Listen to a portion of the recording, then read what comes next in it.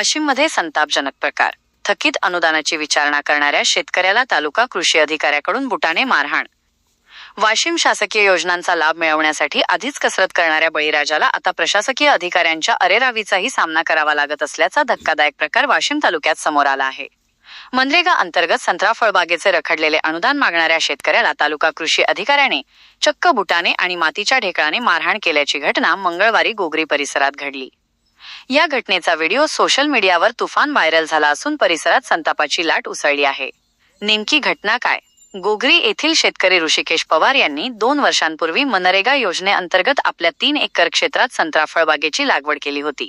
या फळबागेसाठी शासनाकडून मिळणारे अनुदान गेल्या 4 महिन्यांपासून रखडले आहे.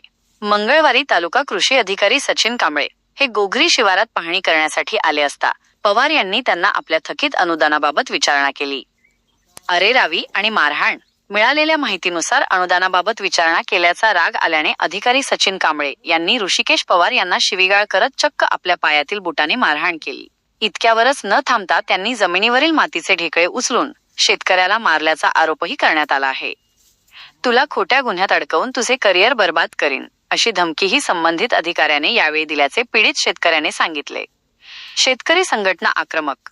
या घटनेचा व्हिडिओ वाऱ्यासारखा पसरल्यानंतर वाशिम जिल्ह्यातील शेतकरी संघटनांचे पदाधिकारी आणि स्थानिक शेतकरी आक्रमक झाले आहेत. शेतकऱ्यांच्या प्रश्नांवर उत्तर देण्याऐवजी त्यांना मारहाण करणाऱ्या अशा मुजोर अधिकाऱ्यावर तत्काळ निलंबनाची कारवाई करून गुन्हा दाखल करावा, अशी मागणी जोर धरत आहे.